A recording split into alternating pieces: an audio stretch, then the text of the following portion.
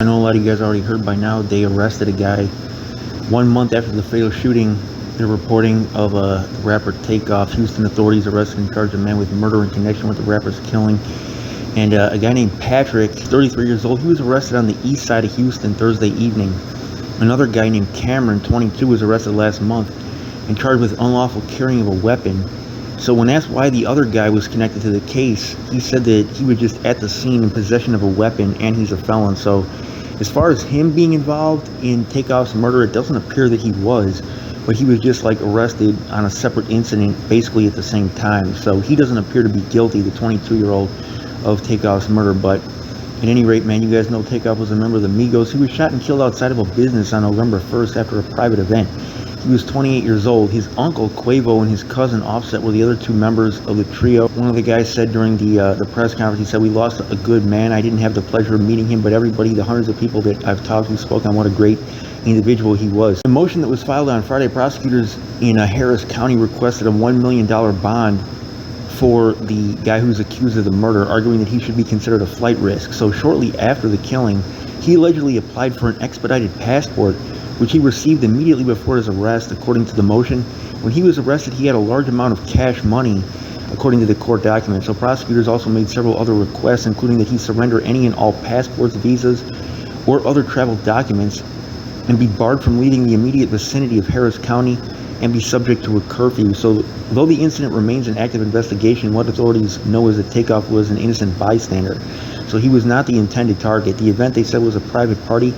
There was a lucrative dice game that went on at the event, and there was an argument that happened afterwards outside the bowling alley, which led to the shooting. So, you know, these dice games, man, they're very dangerous. Even the ones where there's guys with money at the dice game. You know, and any type of gambling, really. I mean, we saw, what's his name, Duke the Jeweler from Chicago just recently get killed over basically gambling, you know, with a high stakes game. We're talking like guys that had money, like all these guys around there, they were all getting money, but he ended up getting killed anyways. And Takeoff was not involved in the dice game nor the argument, and he was not armed. So he was basically an innocent bystander. And the Houston mayor said that Takeoff was a talented entertainer and much more. So they said he was a son, a brother, a cousin, a friend, a mentor to those in the music industry. And he called the arrest and the killing a significant step towards seeking justice. So he said, "I want to express my regret and disappointment that this was a case of another young man taking the life of another young man for no reason."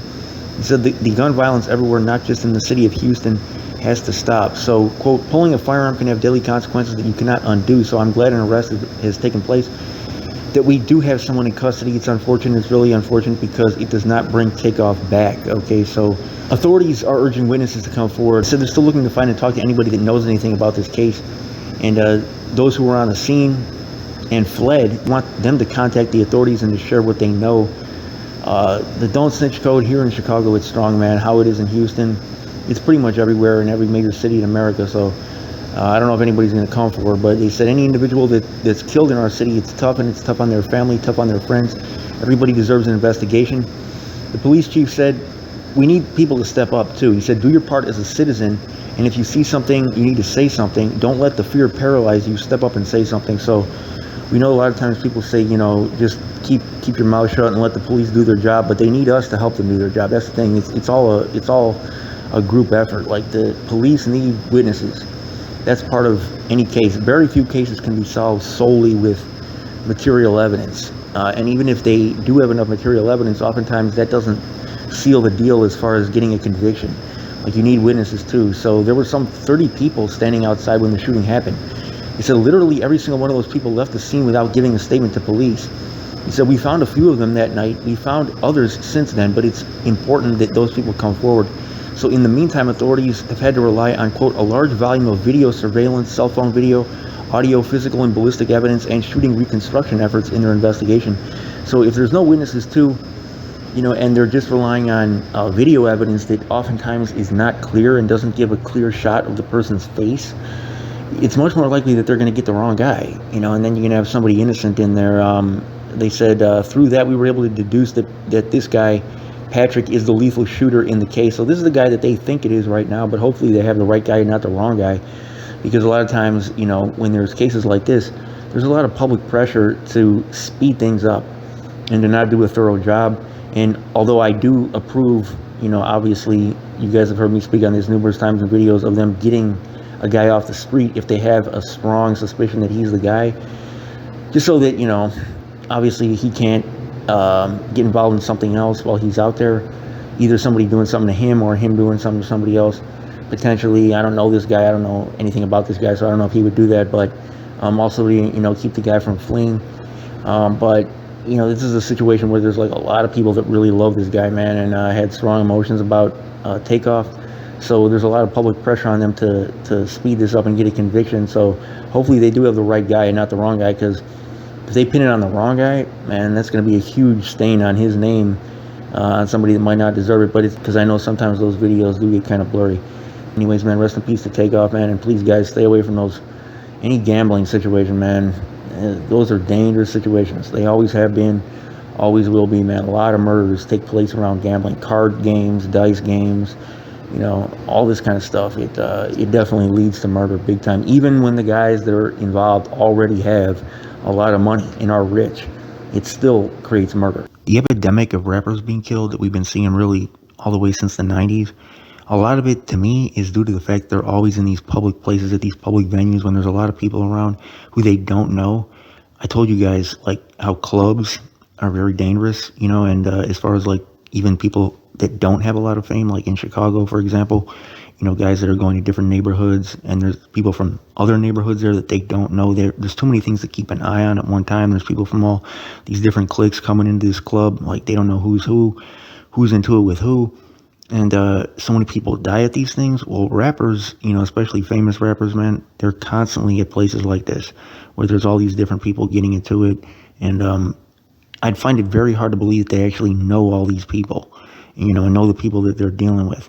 So, a lot of guys, like, they say they don't even go to parties where they know there's going to be guys from multiple neighborhoods there, because they don't know what type of drama is going on with them.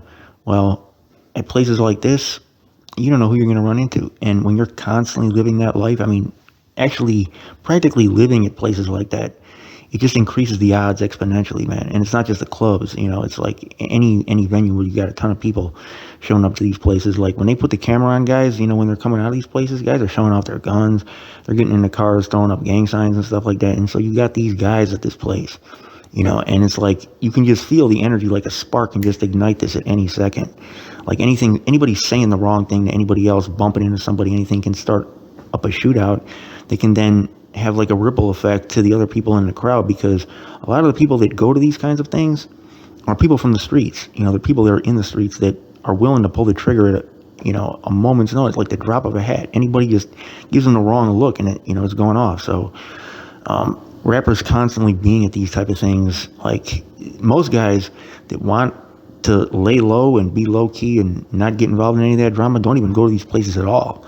So if you're going to have a career and constantly be at places like this, the odds of getting killed are so high. And it's not just, I'm not even going to say it's just hip hop culture, although I will say that is the place where it happens, at least observationally, the most frequently. But even like music concerts, they just arrested some Hells Angels out in California. It's some type, I think it was a concert or something like that, but it was some type of public gathering. They got into it with some guy out there. Like, people just always get into it at these things, man. And it's just, staying away from people is the key to survival, basically. But it's sad that it has to be like that, man, but that's the world we're living in, man. This is your boy When You Say Report. I'm out.